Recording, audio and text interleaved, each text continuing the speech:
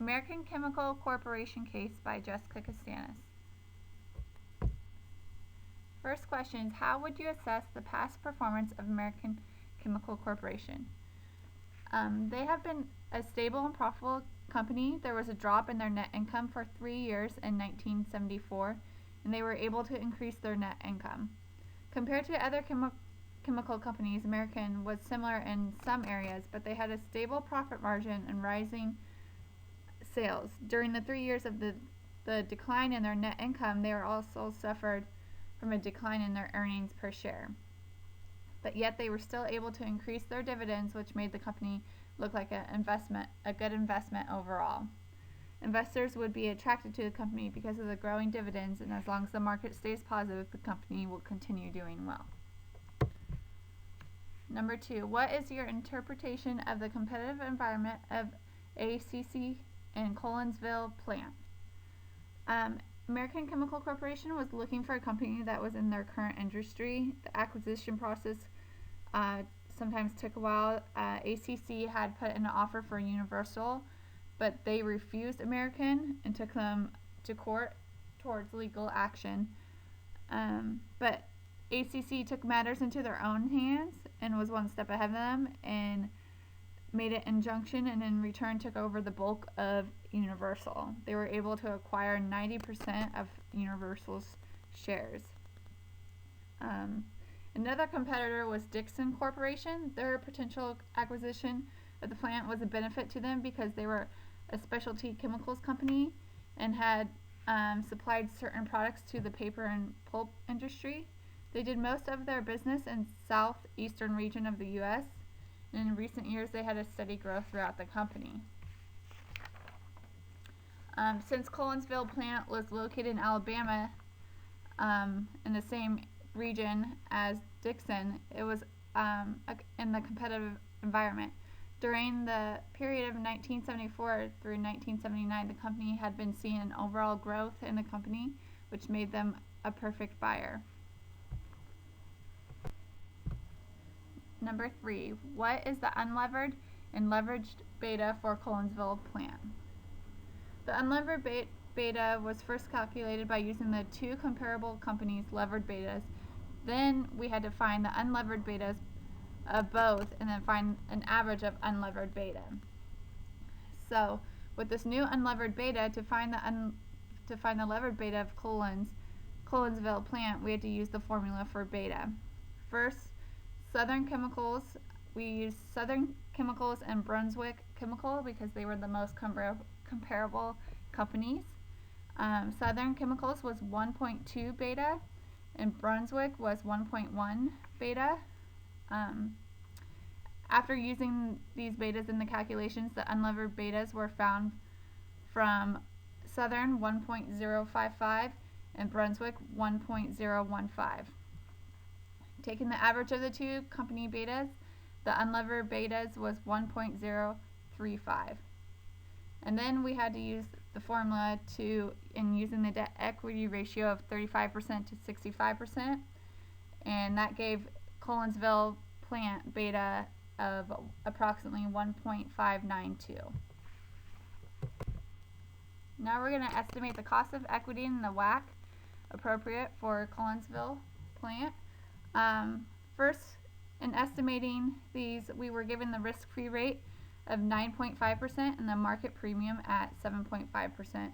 Using the formula CAPM and using the levered beta that we found in the previous slide at 1.592, after we inserted all these numbers into the equation, we got the cost of equity at 21.44%.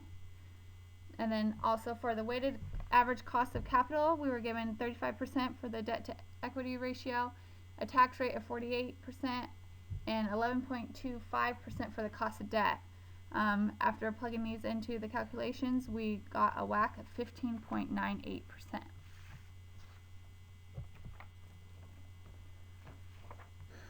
Project the incremental cash flows associated with the acquisition of Collinsville plant without laminate technology, and estimate the acquisition's net present value.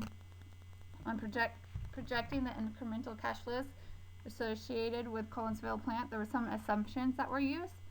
From the year 1983 and on, capital expenditures remained at $600,000, and depreciation will continue to grow by $50,000 per year from 1984 and on. Also, some assets like accounts receivable, inventories, and accounts payable will continually increase yearly by 8%.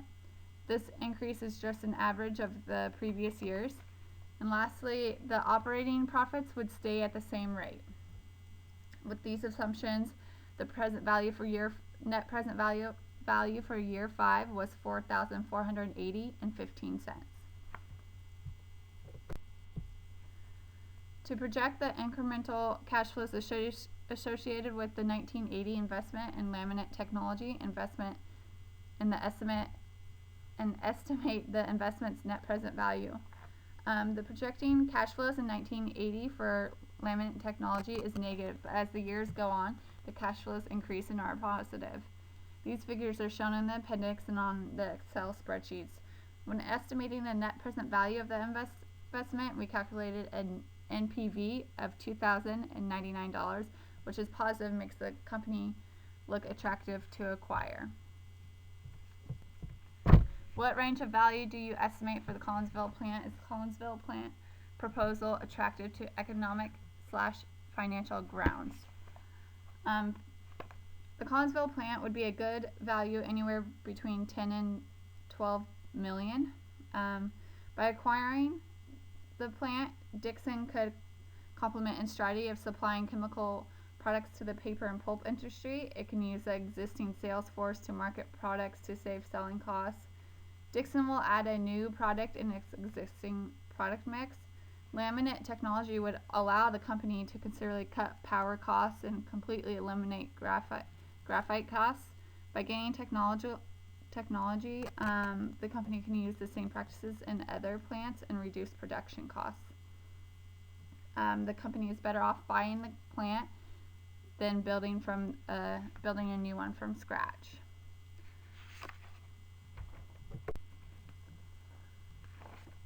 Assess the strategic issues associated with the proposal. Is Collinsville attractive on strategic grounds?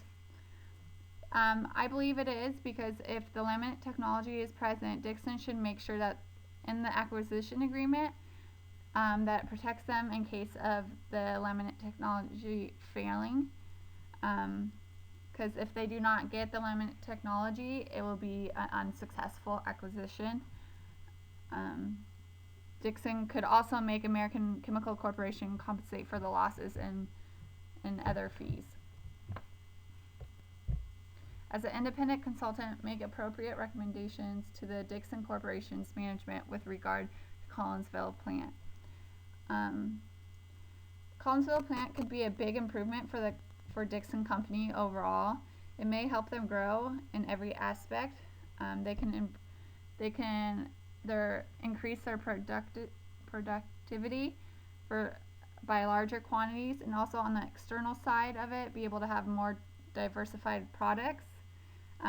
Dixon could strive to be the best in the industry. The only concern may be that the company is making sure that the laminate technology will work in time to make a profitable outcome for Dixon. Can Dixon meet all of its financial obligations if the proposed financing plan is accepted and Dixon acquires Collinsville? Dixon should have no problems meeting all of its financial obligations concerning the new investments. I think it would be a profitable gain for Dixon Corporation. It would add value to the company, but it is also taking on American Chemical Corporation's plant. The Collinsville plant looks to be a good investment for the company, even though the purchase of the plant leads to a negative NPV. By undertaking the laminate project, the company will again come out on top with a positive NPV in the end. So it is my recommendation to acquire Collinsville plant as well as take on the laminate project. Thank you for your time.